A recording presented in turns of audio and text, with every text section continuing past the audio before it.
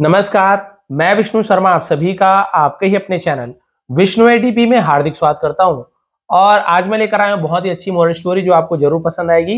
इससे पहले मैं बहुत सारी स्टोरी लेकर आया हूं जो आपको पसंद आता है, क्योंकि यहाँ पे आपको सीखने को मिलता है नए नए वर्ड्स की मीनिंग सीखने को मिलता है, ट्रांसलेशन कैसे करते हैं, ग्रामर आपको सीखने को मिलता है, टेंस आपको पता चलते हैं, वर्ब्स के फॉर्म्स आपको पता चलते हैं, सही उच्चारण प्रोनाउंसिएशन आपको सीखने को मिलता है।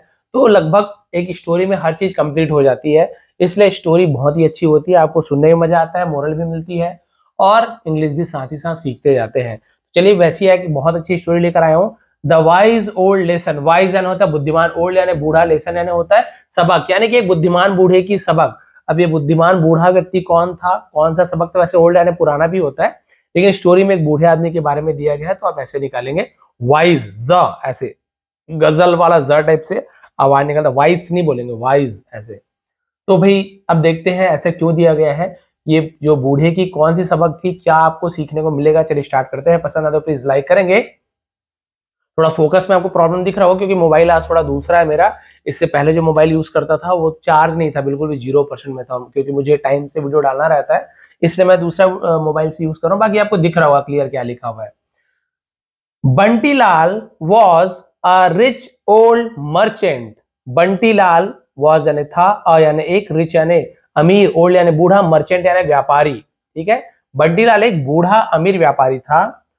Who lived with his 3 sons. Who यानी जो, हु यानी कौन भी होता है, जो भी होता है, जो रहता था, विथ यानी साथ में, हिज यानी अपने, 3 यानी 3, सन्स यानी बेटों के साथ, 3 बेटों के साथ, एंड अ डॉटर और एक बेटी, तो 3 बेटे और एक बेटी के साथ रहता था।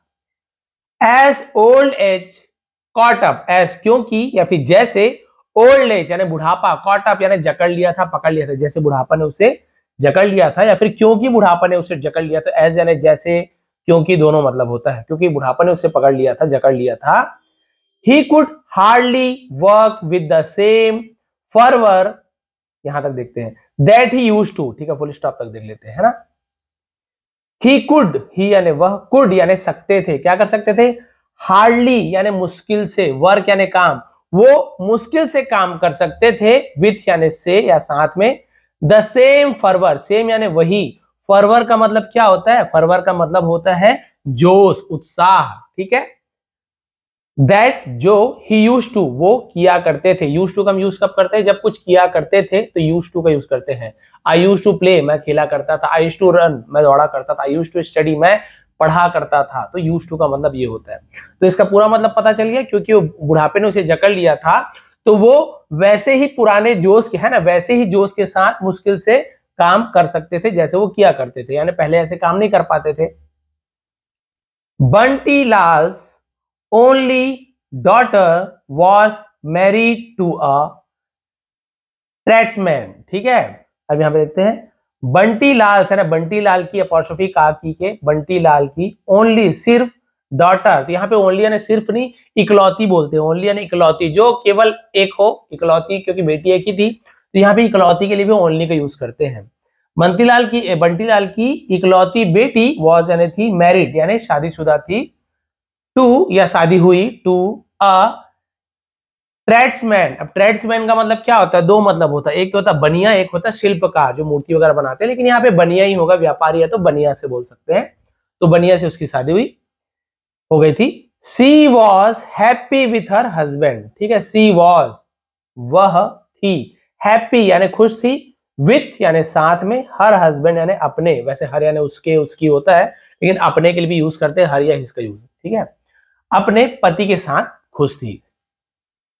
The old man's concern, the old man यानी बूढ़े आदमी की, मैंस कॉमा बूढ़े आदमी की, कंसर्न यानी क्या होता है, ये कंसर्न पढ़ेंगे, कंसर्न यानी चिंता, फिक्र, बूढ़े आदमी की चिंता, वर यानी थी, क्या थी, हिज 3 सन्स, उसके 3 बेटे, उसकी चिंता क्या थी, उसके 3 बेटे, बेटी तो बढ़िया सेटल हो गई थी, बढ़िया है ना, बनिया के बेटे के साथ शादी हो गई थी, लेकिन उसकी चिंता क्या थी, उसके जो 3 बेटे थे। His sons were irresponsible, his sons उसके बेटे, वर यानी थे, इररिस्पॉन्सिबल क्योंकि बहुत सारे बेटे हैं तो सन्स वर आएगा, केवल एक बेटा होता तो हिज सन वॉज था, तो वॉज था, वर यानी थे, ये अंतर होता है। तो उसके बेटे क्या थे, देखिए रिस्पॉन्सिबल का मतलब होता है जिम्मेदार, उसी में आप इररिस्पॉन्सिबल, इर लग गया यानी कि इसे हम निगेटिव बनाते हैं, तो हम इसे क्या बोलेंगे, गैर जिम्मेदार, गैर जिम्मेदार थे। दे वर हार्श टू अदर, दे वर वे थे, हार्श यानी क्या होता है, रूखा, कड़ा, एकदम कड़े मिजाज के थे, टू हर यानी दूसरों के साथ। नोबडी लाइक देम, नोबडी यानी कोई भी नहीं, लाइक यानी पसंद करते थे, देम यानी उन्हें, कोई भी उन्हें पसंद नहीं करते थे, उनका व्यवहार ही रूखा था, कुछ भी बोल देते थे, बुरा बोलते थे, अच्छे से सभ्यता से बात नहीं करते थे, इसलिए हार्श बोलते हैं। अब क्या हुआ, कोई भी उन्हें पसंद नहीं करते थे। The only good things was, the only सिर्फ, गुड थिंग्स यानी एकमात्र अच्छी चीज थी, वॉज यानी थी, all three sons were married, सभी तीनों बेटे वर यानी थे मैरिड, इस सभी तीनों बेटे क्या थे, शादीशुदा थे, नहीं तो उनकी शादी भी कहां हो पाती, ऐसे आलसी थे लेकिन शादीशुदा थे, क्योंकि भाई सीधी सी बात है, पापा जी का पैसा देके के लोग शादी करवा देते हैं। एंड हैड चिल्ड्रन, और हैड यानी थे, चिल्ड्रन यानी बच्चे, उसके बच्चे थे, किसी के पास कुछ चीज था तो हैड का यूज करते हैं, किसी के पास कुछ चीज है तो हैव या फिर हैज का यूज करते हैं। आई हैव अ पेंसिल, मेरे पास एक पेंसिल है, आई हैड अ पेंसिल, मेरे पास एक पेंसिल थी, ऐसे। But they were hopelessly lazy, but लेकिन दे यानी वे, वर यानी थे, होपलेसली यानी होता है निराश, होपलेसली यानी जिन्हें आशाहीन, कोई आशा ही ना हो, कोई उम्मीद ही ना हो, उसे होपलेसली बोलते हैं, है ना। आशाहीन, लेजी यानी आलसी थे, यानी उन्हें कोई मन में कुछ था ही नहीं कि ऐसे हो जाएगा वह, कोई उन्हें लगता था अरे सब छोड़ो, पैसा तो है, कोई आशा ही नहीं थी उन्हें। And did not last long in any business और जॉब, और डिड नॉट नहीं थे, क्या नहीं थे, लास्ट लॉन्ग का मतलब होता है लंबे समय तक चलने को लास्ट लॉन्ग बोलते हैं, और लंबे समय तक नहीं चल पाते थे, इन यानी में, एनी बिजनेस किसी भी व्यापार में, और जॉब या काम में, जॉब यानी काम, बिजनेस यानी खुद का काम, जॉब यानी किसी के अंडर में काम, तो भाई वो किसी प्रकार के जॉब में या बिजनेस में वो लंबे नहीं चल पाते थे, क्योंकि आलसी थे, सीधी सी बात है। They were happy to enjoy their life on their father's hard earn money, वे थे हैप्पी यानी खुश, टू एंजॉय यानी वो खुश थे, एंजॉय करने में, मजे लेने में, देयर लाइफ यानी अपनी जीवन का, ऑन यानी पर, देयर यानी उनके, अपने के लिए भी यूज कर सकते हैं, उनके या अपने, फादर्स पिता के, हार्ड अर्न यानी कड़ी मेहनत से कमाई हुई पैसों को खर्च करके, ठीक है। तो वो बहुत खुश थे अपने पिताजी के जो कमाई हुई पैसे से ना, बहुत ज्यादा खुश थे, क्योंकि उन्हें कुछ करना ही नहीं पड़ा, बहुत सारा पैसा तो था। The worried old man decided to teach his sons a lesson. The worried, चिंतित, फिक्रमंद बूढ़े आदमी ने decided फैसला लिया, फैसला किया, डिसाइड यानी फैसला करना, डिसाइडेड फैसला किया, हिंदी में निर्णय लिया ऐसे बोलते हैं, ठीक है। तो उन्होंने फैसला किया, टू टीच सिखाने का, हिज सन्स अपने बेटों को, अ लेसन एक सबक सिखाने का फैसला लिया कि कुछ सबक सिखाया जाए। वन डे बंटी लाल फेंटेड, ठीक है, वन डे एक दिन, बंटी लाल, फेंटेड का मतलब क्या होता है, बेहोश हो गया, उसे फेंटेड बोलते हैं, बेहोश हो गया। And was carried to his bed, और वॉज कैरीड यानी ले गया, टू हिज बेड अपने उसके बेड तक के उसे ले जाया गया, बेहोश हुआ तो उसे ले गया उठा के। He called his sons to his bed, he called उसने बुलाया, हिज सन्स अपने बेटों को, टू हिज बेड कहां बुलाया, किसके पास बुलाया, तो टू प्रीपोजिशन का यूज करते हैं। हिज बेड, बेड यानी बिस्तर, बीएडी बेड यानी बुरा, बीईडी बेड यानी पलंग बिस्तर, अपने बिस्तर पर बुलाया। He said to the eldest son, he said उसने कहा, टू किससे कहा, कहां का, तो टू का यूज करेंगे। तो एल्डेस्ट यानी होता है सबसे बड़े को एल्डेस्ट कहते हैं, यंगेस्ट यानी सबसे छोटा, तो सबसे बड़े बेटे से कहा, चंकी, चंकी लाल, ठीक है, मैं चंकी पढ़ने पड़ा था, Chunky Lal, you are the eldest of all, you are, are को शॉर्ट में यू आर ऐसे लिखा, तो यू आर तुम हो, द एल्डेस्ट यानी सबसे बड़े, ऑफ ऑल मतलब सब में तुम सबसे बड़े हो। आई फील है ना, मुझे लगता है, मैं महसूस करता हूं, माई टाइम हैज कम, मेरा समय आ गया है, आ चुका है, चुका है, चुकी है, गया है, गई है, में आप देखेंगे हैज या हैव का यूज होता है, ठीक है, और थर्ड फॉर्म का यूज होता है वर्ब का, कम, केम, कम, तो क्योंकि कम थर्ड फॉर्म भी है ना, कम फर्स्ट फॉर्म भी है, सेकंड फॉर्म केम है, और थर्ड फॉर्म कम है, तो हैज के साथ third form present perfect tense, दिया है, लिया है, चुका है, चुकी है, ठीक है। तो आई फील माई टाइम यानी मेरा समय, हैज का मेरा समय आ चुका है। अब आप बोलोगे सर आई है तो हैव लगना चाहिए, नहीं भी आई के लिए यहाँ पे हैव नहीं लिखा हुआ है, माई टाइम के लिए हैज का यूज किया। केवल आई होता ना, आई हैव कम, तो मैं आ गया हूं ऐसे होता है। यहाँ पे समय आ गया बोल रहे, इसलिए टाइम के साथ हैज का यूज किया गया है। यदि आई होता ना, आई के साथ यहाँ पे आई फील, तो ये वर्ब है। आई हैव कम ऐसे होता तो मैं आ गया हूं, तो इसलिए आपको ध्यान रखना ये हैज ये माई टाइम के लिए यूज किया गया, थर्ड पर्सन के लिए। क्लियर हो गया? तो मेरा मुझे लगता है ये प्रेजेंट इंडेफिनिट टेंस है, उसके बाद ये परफेक्ट टेंस है, प्रेजेंट परफेक्ट टेंस। मुझे लगता है मेरा समय आ गया है, इट्स टाइम यानी ये समय है, फॉर यू टू टेक यानी ये समय है, फॉर तुम्हारे लिए, यू टू टेक यानी तुम्हारा, टेक यानी लेना है ना। अब ये तुम्हारा समय आ गया कि तुम टेक करो। क्या टेक करो? आगे पेज में होगा, देखते हैं। केवल टेक तो हो ही नहीं सकता है।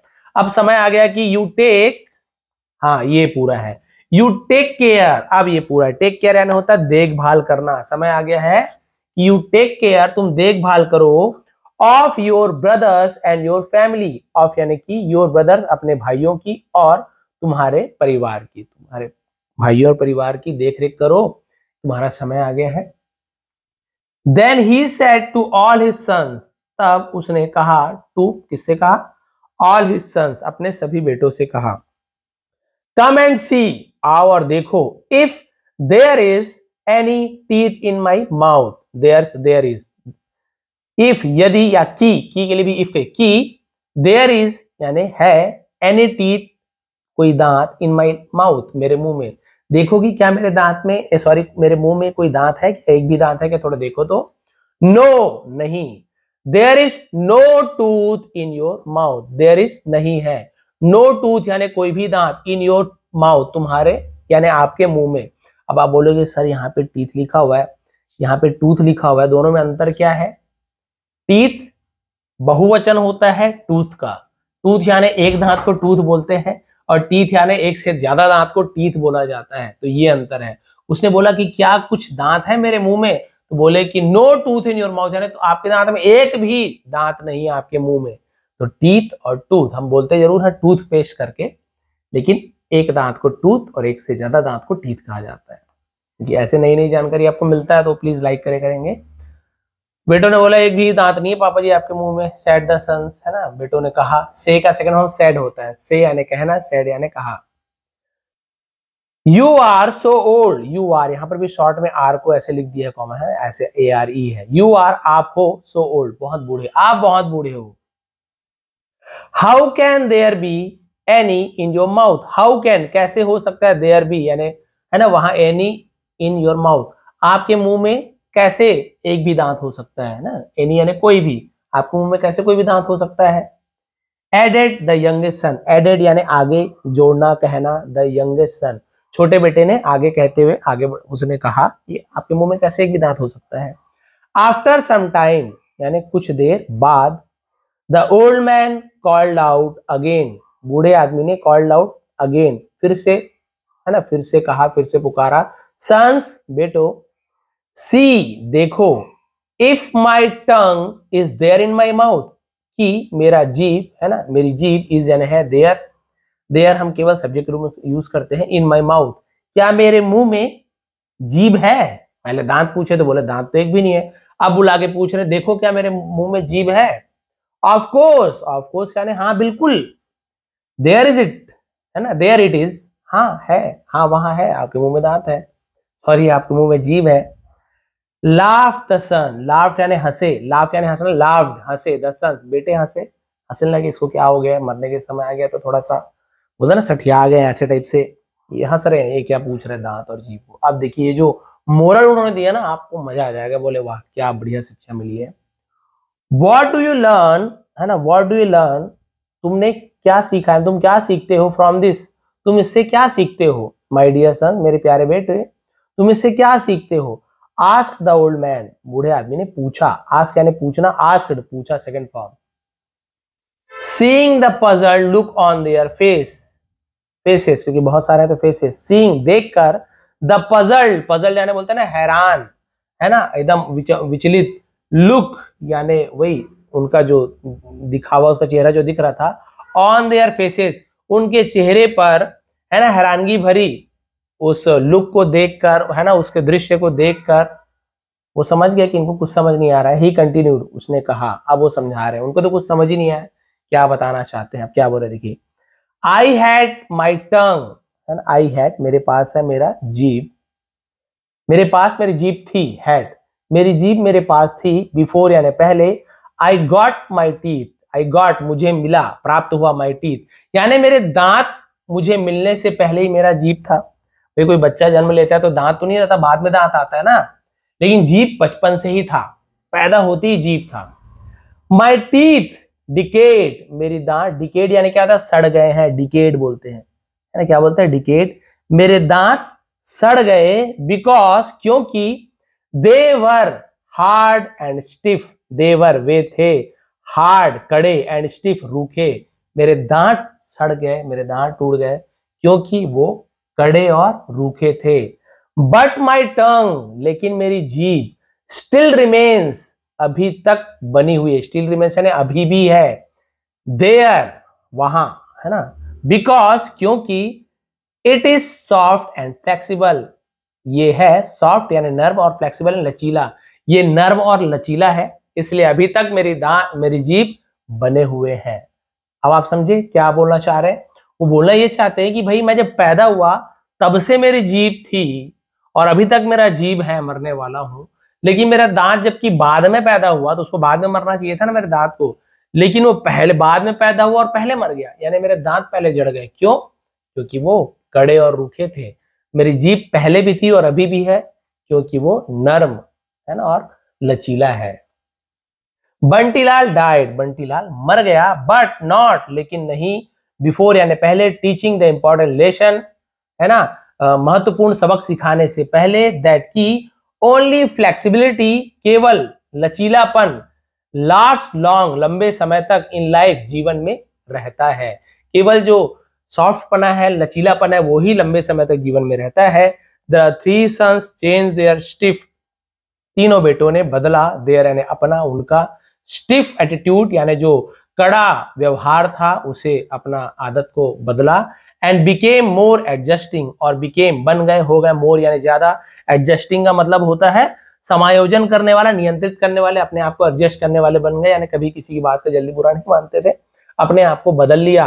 तो ये भी मरने से पहले इन्होंने क्या किया, ये जो बहुत ही इंपॉर्टेंट लेसन ये सिखाने के बाद ही वो उनकी मृत्यु हुई। और रिलेशन क्या था कि आप सॉफ्ट रहो, नर्म रहो तो आप लंबे समय तक, है ना, इसका मतलब जीने का मतलब नहीं है, आप लंबे समय तक, है ना, परिवार के साथ, दोस्तों के साथ इस दुनिया में बने रहोगे, लोग आपको अच्छी तरीके से याद करेंगे।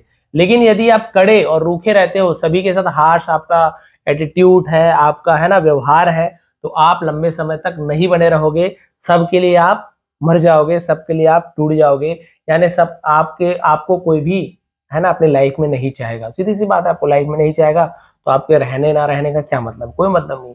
आपको लंबे समय तक रहना है तो आपको पोलाइट रहना चाहिए, सॉफ्ट रहना चाहिए, आपके एटीट्यूड हमेशा बहुत ही मतलब नर्म रहना चाहिए, है ना, आपको कभी भी हार्श नहीं होना चाहिए। स्टोरी की मोरल है भी आप लोग भी यदि थोड़े रूखे स्वभाव के, कड़े स्वभाव के हैं तो कोशिश कीजिए कि थोड़ा सा अपने व्यवहार को बदले। गुस्सा आता है अलग चीज है, लेकिन हमेशा कई लोगों का व्यवहार ऐसे ही रहता है, बुरा ही बात करते हैं, कभी अच्छे से बात ही नहीं करते। तो वैसे लोग को याद तो करते हैं लेकिन बुरे तौर पे याद करते हैं, और उन्हें आदमी जल्दी भूल भी जाता है कि छोड़ो इनको कौन याद रखेगा, हटाओ। लेकिन आप यदि अच्छा व्यवहार करते हैं तो आप लंबे समय तक लोगों के बीच रहेंगे, लोग आपसे मिलना जुलना भी पसंद करेंगे। तो भाई अपना व्यवहार को आप अच्छा रखिए, रूखा मत रखिए। ये थी आज की मोरल, ये थी आज की स्टोरी। जैसे दांत बाद में पैदा हुआ, जल्दी मर गया क्योंकि वो रूखा था, कड़ा था, और दांत हमेशा सड़ते भी रहता है देखेंगे, लेकिन जीभ पहले पैदा होती है और लास्ट तक के रहती है क्योंकि वो नर्म है, सॉफ्ट है। तो ऐसे अपना व्यवहार बनाइए। ये थी आज की स्टोरी, ये थी आज की मोरल। इससे पहले मैंने बहुत सारी पीडीएफ और इमेज मैंने टेलीग्राम में प्रोवाइड कर दिया, आप टेलीग्राम में जाएंगे आपको मिल जाएगा, उसको भी ट्रांसलेट करके देखिए। नहीं समझ आता मैंने वीडियो बनाया उसे देखिए, फिर आपको समझ आएगा। आप सभी का बहुत बहुत धन्यवाद, आपका दिन शुभ रहे। ये भी आपको टेलीग्राम में मिल जाएगा, वहां जाके फॉलो कर लेंगे। चैनल पर नया है तो प्लीज लाइक कर लीजिए, ऐसे बहुत ही अच्छी वीडियो मैं लेकर आता रहता हूँ।